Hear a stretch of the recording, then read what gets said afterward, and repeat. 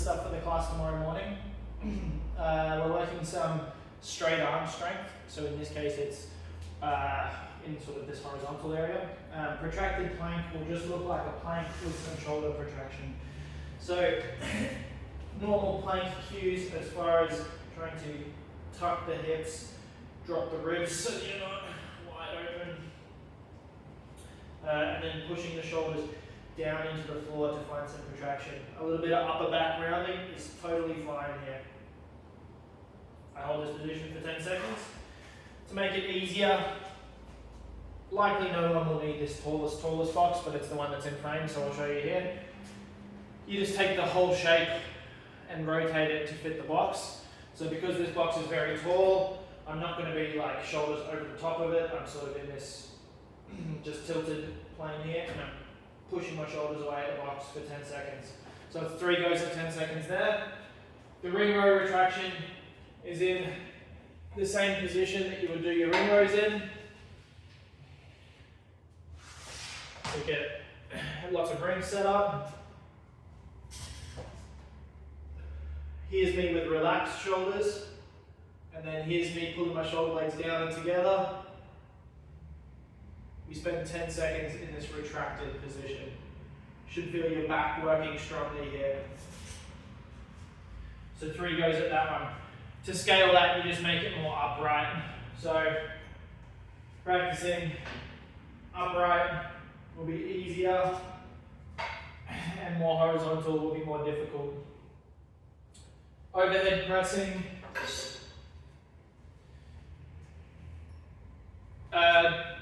Get people to not have hands that are too wide.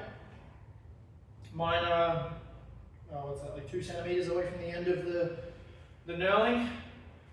I'm cueing people to keep their elbows below their hands in the bottom position so that it doesn't look like this. It looks like this. And in the top position, I'm reaching up nice and tall.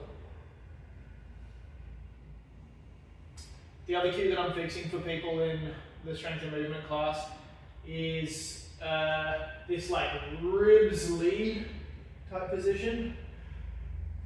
If that's happening, you need to think about pulling your ribs down towards your hips so that when you start the lift, the ribs don't go forward first. It's not that position.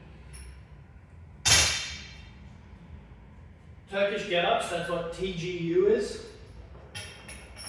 For most people in the class, is just practice getting up and down from the floor with a particular pattern. You may or may not have seen this pattern before, but I think it won't be too difficult for you to pick up. I'll show it to you in 2 different angles because I'm not sure what the camera sees here. So I'm going to press down through opposite arm and foot. My arm is not straight out to the side. It's like 45 degrees to my body. I roll onto the shoulder, the elbow, the hand. I pick my hips up and pull my knee through. In this position here, if you follow the line of my shin, it looks at my hand. From here I come up, I spin my back leg around so that I'm in line for a lunge, and then I stand up. You can reverse it,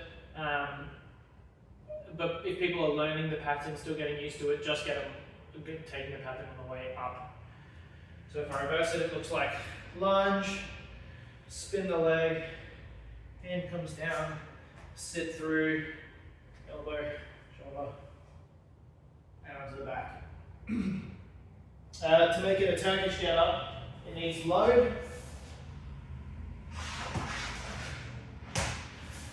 So the load goes in the, let me spin to show you.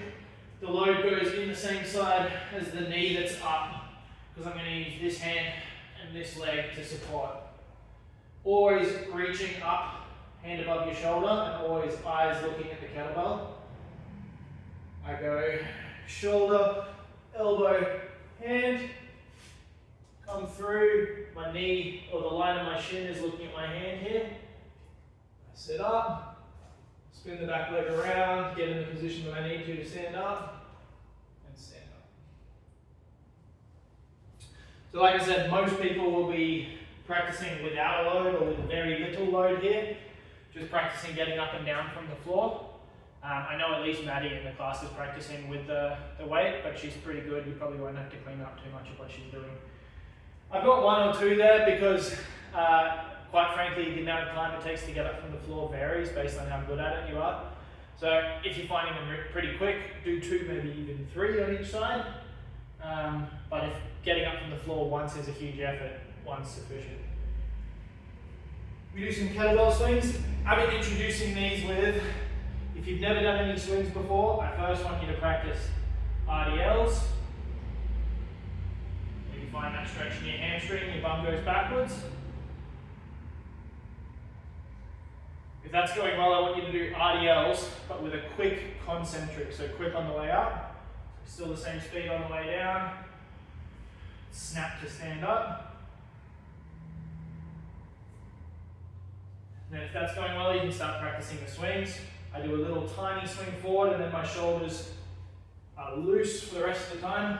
I'm throwing the weight around using my legs.